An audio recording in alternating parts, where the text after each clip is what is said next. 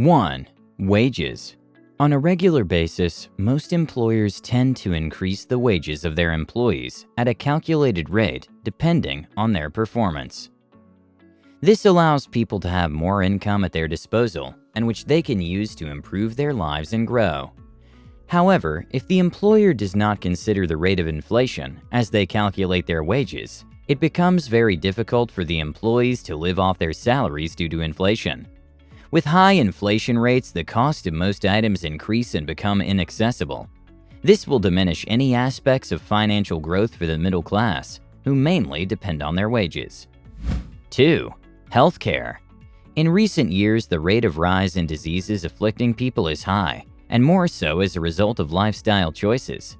Accessing medical facilities can be a challenge, especially for those who have no medical insurance. Most employers offer medical insurance, but in cases where an individual is not employed, they have to dig in their pockets to buy a cover. This aspect of life can eat into your savings and leave you high and dry and in a poorer state than before. 3. Income inequality. I'm sure you've heard that the wage gap between senior managers and middle-level managers who mainly constitute the middle class is very high. There's a shift where more income is distributed at the top and less at the middle and lower class levels. In most cases, senior positions in organizations earn enough income, which if distributed, can pay a number of people in the same organization. There's also the issue of wage stagnation across middle-class earners, limiting their financial growth. Globalization has played a role in this stagnation, which has made lower wage earners in some countries such as China compete with middle-class earners in the world. Another factor is innovation and technology, which today can be obtained in a more affordable way, making most high-income earners redundant. 4. Education. Education is considered to be a major stepping stone to financial bliss. However, with the ever-rising cost of education, many have been unable to acquire college tuition to study or enhance their current education status.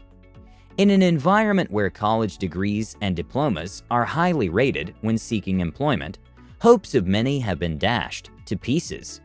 Those who manage to complete their education through education loans will have to pay back once employed, and this will reduce the take-home package. Starting a career with a student loan hanging on your shoulders is not pleasant at all. These loans often put a strain on one's finances and can make it difficult to live well, considering the other loans one has to deal with, such as mortgage or credit card debt. 5. Home acquisition. Most middle-income people are very ambitious and sometimes get trapped in the mentality of get-rich-quickly schemes. This has seen most people acquire properties through mortgages or other form of loans, and somewhere in the middle, due to changes in interest rates or job losses, have seen some of them lose their property to auctioneers. If the interest rates are not regulated by the authorities, some banks will tend to raise them anytime there's an economic crisis. Losing a property can be devastating and equally retrogressive, with detrimental personal scars if not managed well. Another issue that may arise with property is if you buy at an inflated price or when there's a bubble. When the bubble bursts, you're likely to be left paying for a property way higher than the actual price. This will likely sink you further into poverty. 6. Energy cost. Another additional strain on a middle-class people is the increase in the cost of energy products. These will include mainly gas, petrol, and diesel, as well as electricity. The effect of this is both direct and indirect, and in some cases you have no control whatsoever. A good example is transport costs, where you have no say in the cost of a ticket from one point to another. Maybe one can try and implement control measures to reduce wastage and unnecessary consumption in their homes. Such extra costs will hit the middle class harder and make them poorer, as they will dig deeper into their pockets to cater for the extra costs.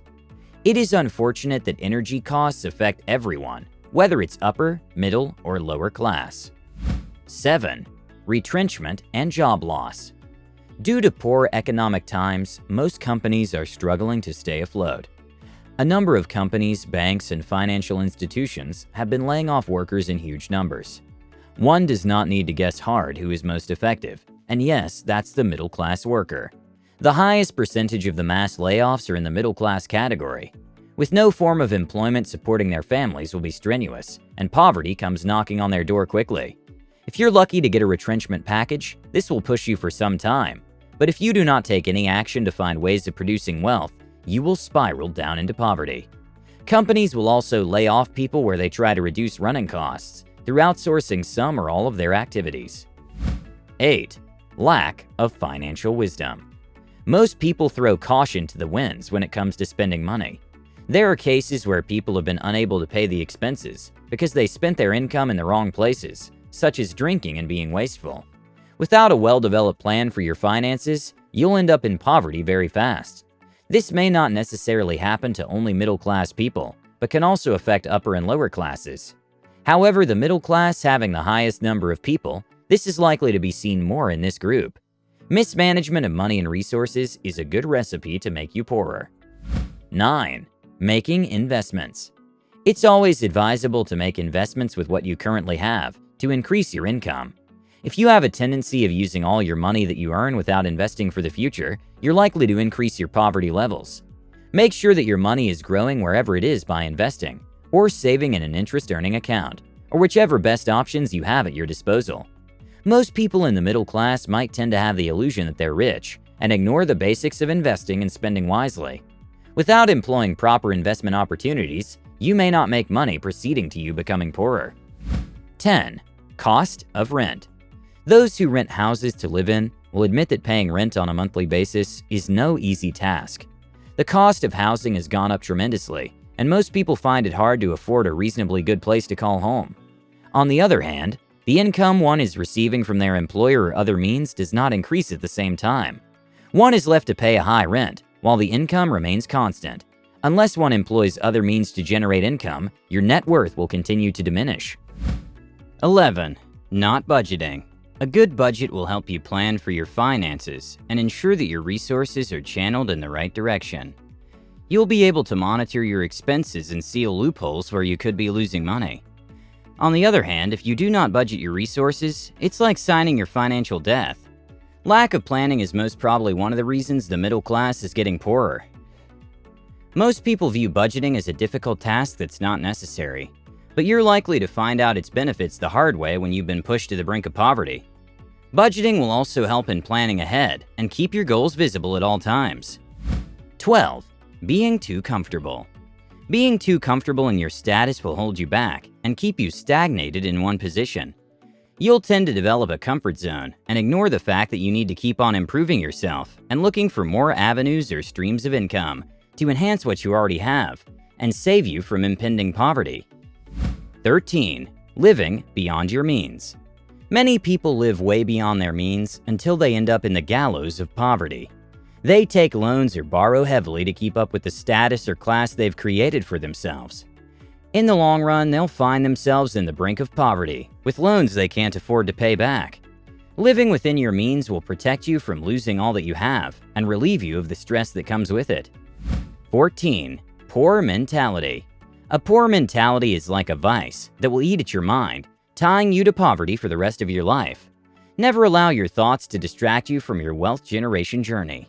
You need to have confidence in yourself and in the projects you undertake without losing focus and direction. Poor mentality will draw you backwards, and you will not be able to achieve your goals as you had set out to do.